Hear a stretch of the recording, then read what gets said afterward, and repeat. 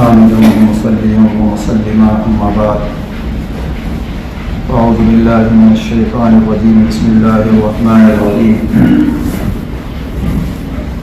والذين يكنزون الذهب والفضة ولا ينفقونها في سبيل الله فبشرهم بعذاب أليم إلى آخره.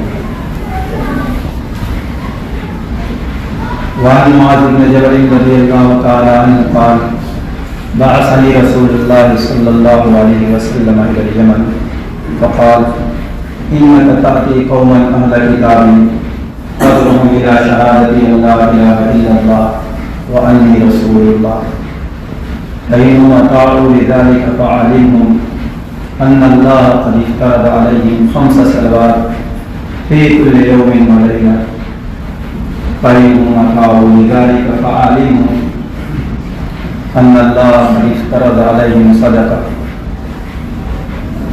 تؤخذ من أغنيائهم وترد على فقرائهم إلى آخر الحديث أو كما قال نبينا صلی اللہ علیہ وسلم.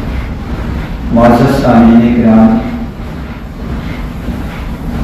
زکوٰۃ اور رمضان یہ ایک ایسا عنوان ہے جس کو سمجھنا نہایت ضروری ہے.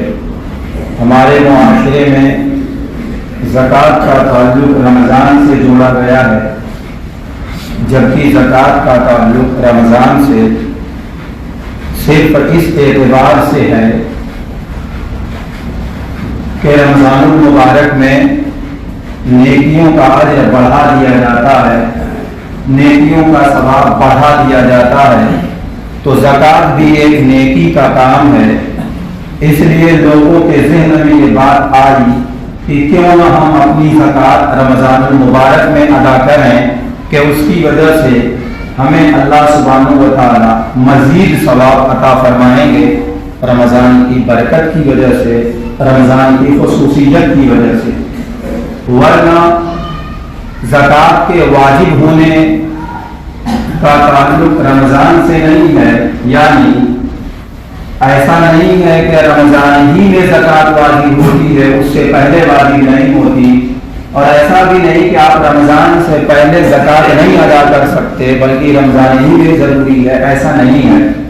بس ایک ماحول بن گیا ہے اور نیت یہ ذرا اچھی ہے، اس لیے علماء منع بھی نہیں کرتے. لیکن علماء کرام یہ بھی کہتے ہیں کہ اگر کسی شخص کی زکوٰۃ کے ادائیگی کا وقت رمضان سے پہلے ہو چکا ہو تو اسے چاہیے یہ کہ وہ رمضان کا انتظار نہ کرے، نہ معلوم وہ زندہ رہے گا یا نہیں. ایک چیز آپ پر اور مجھ پر واجب ہو گئی ہو، ہم اس کو اس وقت نہ ادا کریں اور مؤخر کرتے رہیں اور ادا کیے بغیر انتقالی ہو جائے رمضان سے پہلے ہی، تو کون ہماری زکوٰۃ نکالے گا؟ تو اس لیے جو چیز جب واجب ہو اس وقت ادا کر دینا یہ بہت بڑی ہوشیاری ہے دینی اعتبار سے. تاہم رمضان المبارک میں اگر کسی نے ادا کیا تو ادا ہو جائے گی، جب بھی ادا کرے گا ادا ہوگی.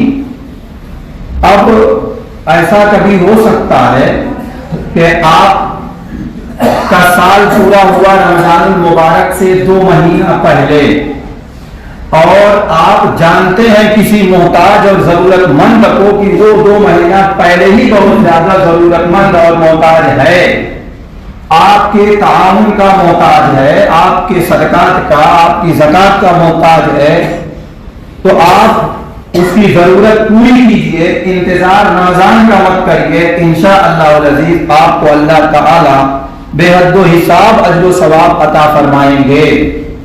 اس لیے کہ فَتُرَدُّ عَلَىٰ فُقَرَائِهِمْ کہا گیا کہ فقراء کو لوٹایا جائے گا، مالداروں سے یہ پیسہ لیا جائے گا، غریبوں اور مسکینوں کو دیا جائے گا. تو غریبوں اور مسکینوں کی حاجت روائی کا یہ ایک انتظام ہے، تو ان کو جب ضرورت پڑے اور آپ پر زکوٰۃ واجب بھی اس وقت ہو چکی ہو تو ان کی ضرورت کی تکمیل یہ بہت بڑا ثواب ہے. ایک چیز یہاں پر ذہن میں آئی وہ بھی بتاؤں کہ ہم لوگوں کا مزاج بن چکا ہے کہ مدارس میں زکوٰۃ کا پیسہ صرف دیتے ہیں، ہم اپنے بچوں کو زکوٰۃ کے پیسے کھلا کھلا کر ان کو پڑھاتے ہیں. یہ مزاج نہیں ہونا چاہیے. बल्कि इमदाद का भी पैसा देना चाहिए, जो कि आला क्वालिटी का स्पेशल पैसा होता है, ओरिजिनल पैसा होता है। हर कोई जिसे खाना अपने लिए पसंद करता है वो वाला पैसा भी देना चाहिए। इसका माना यह नहीं है कि ज़कात का पैसा आप मदारिस को न दीजिए, आप दीजिए, लेकिन ज़हन में ये बात भी दिखाइए कि ये औसातुन नास है, लोगों का मैल कुछ है, मालों में जो तलछट है वो ज़कात का माल होता है। आप मदारिस को वो देते हैं, मदारिस में पढ़ने वाले बच्चों को वो देते हैं, आप ये देते हैं कि तबलीग करके असातिज़ा को उस माल से तनख्वाह दी जाए।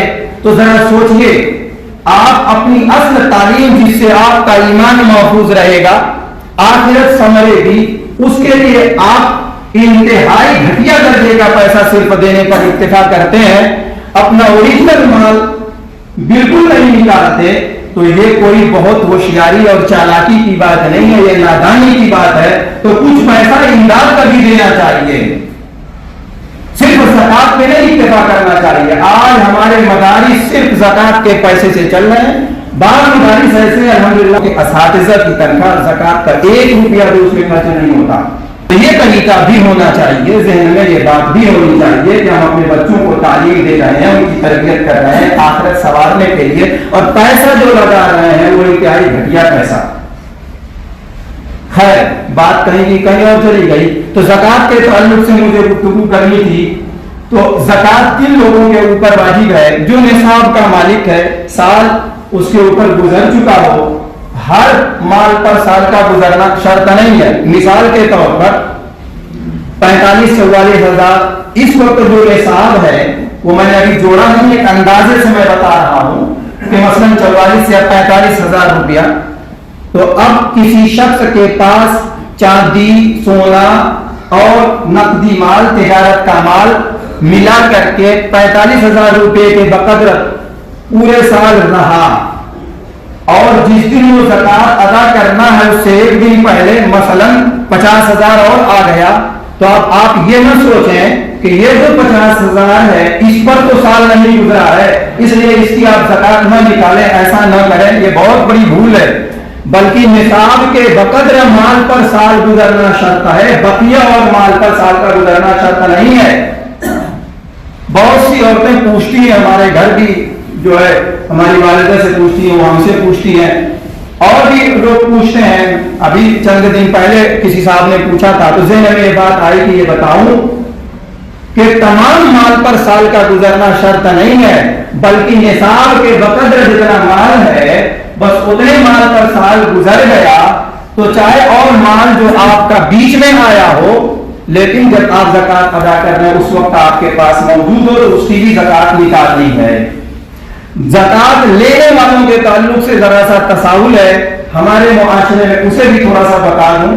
इंशाअल्लाह फायदे की चीजें और जरूरी मसला है वो ये कि लोग ये समझते हैं कि जिसके ऊपर ज़कात वाजिब नहीं है, ज़कात देना वाजिब नहीं है, वो ज़कात ले सकता है। ज़हन में क्या है कि जिसके ऊपर ज़कात देना वाजिब नहीं है वो दूसरों की ज़कात का पैसा ले सकता है, ये अलग इतलाक नहीं है। बल्कि अगर ऐसा कोई शख्स है कि उसके पास इतना पैसा नकदी नहीं, सोना नहीं, चांदी नहीं कि वो निसाब का मालिक हो गया हो, इतना नहीं है, लेकिन उसके पास जायद कोई मकान है, जायद कोई जमीन है, तो अब वो जमीन जायद है, जरूरत असलियत से जायद है, वो जो दूसरा एक मकान कहीं पड़ा हुआ है वो जरूरत असलियत से जायद है, वो ज़कात लेने वालों के निसाब में जुड़ेगा और उसको साहिब निसाब इस हैसियत से माना जाएगा कि वो ज़कात नहीं ले सकता। बहुत सी औरतें ऐसी हैं कि जिनके शौहर का इंतकाल हो गया, भाई का इंतकाल हो गया, अब उन औरतों के पास जमीन है और बहुत ज्यादा जमीन है और जरूरत से ज्यादा बड़ी माना है कि उनका एक अलग से मकान है जिसमें वो रह रही है, वो जमीन जरूरत से ज्यादा है, मगर फिर भी वो ज़कात का पैसा ले रही है, वो ज़कात का पैसा नहीं ले सकती। इसलिए ज़हन में ये बात भी होनी चाहिए। खैर, ज़कात एक ऐसी चीज है, ज़कात का लोकी माना है पाकी के, تو چونکہ مال کی تعریف یہ ہے المال ما یمیل الیہ طبع، مال یمیل کے معنی ہوتا ہے مائل ہونا، متوجہ ہونا. تو مال کو مال اس لیے کہا جاتا ہے کہ طبیعتیں اس کی طرف مائل ہوتی ہیں. جب مال آپ کے پاس آئے گا تو آپ کی طبیعت، آپ کا ذہن، آپ کا دل اس کی طرف متوجہ ہو جائے گا، مائل ہو جائے گا، جس کی وجہ سے آپ اللہ کی یاد سے غافل بھی ہو سکتے ہیں، آپ گناہوں میں مبتلا بھی ہو سکتے ہیں، آپ کنجوسی اور بخل کا شکار بھی ہو سکتے ہیں. جہاں پہ اللہ تعالیٰ نے مال کو صرف کرنے کا حکم دیا ہے وہاں نہ صرف کر کے اپنی مرضی اور خواہش کے مطابق بھی خرچ کر سکتے ہیں. تو یہ بھول چوک ہو گئی، طبیعت ادھر مائل ہو گئی.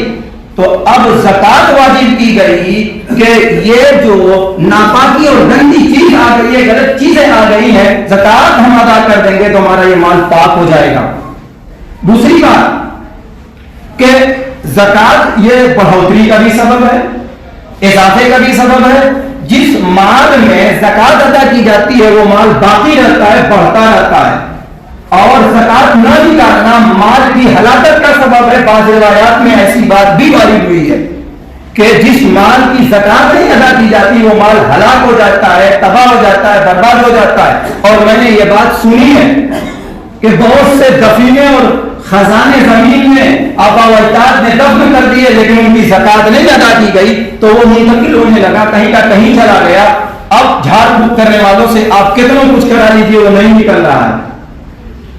تو چونکہ اس کی زکات نہیں نکالی گئی ادھر کا ادھر ہو گیا. خیر، زکات اگر پوری قوم نہ نکالے تو اس کا نقصان کیا ہوتا ہے؟ اس کا نقصان یہ ہوتا ہے کہ بارش بند ہو جاتی ہے ہماری وجہ سے، جانور بھی، کھیتیاں بھی سب تہس نہس ہو جاتی ہے ہمارے گناہوں کی وجہ سے. قحط نازل ہو جاتا ہے، قحط سالی پڑ جاتی ہے، یہ بھی روایات کے اندر ہے. قحط سالی کا معنی سمجھتے ہیں نا، جس کو ہم لوگ منگا کہتے ہیں، غربت کا شکار ہو جاتے ہیں. اور میں نے جو آیت کریمہ پڑھی ہے اس کے اندر فرمایا گیا ہے کہ جو اپنا مال جمع کرتے ہیں، اللہ کے راستے میں خرچ نہیں کرتے، زکات نہیں دیتے، تو ان کا مال جہنم کی آگ میں گرمایا جائے گا. ان کے چہروں پہ، پیشانیوں پہ، پیٹھ پہ جو ہے داغا جائے گا. اور بعض روایات میں یہ ہے کہ وہ مال سانپ کی شکل میں گلے کا توق بن جائے گا اور وہ ڈستا رہے گا. اللہ تعالی ہم لوگوں کو زکات ادا کرنے کی توفیق عطا فرمائے اور حساب لگا کے زکات ادا کرنے کی توفیق عطا فرمائے.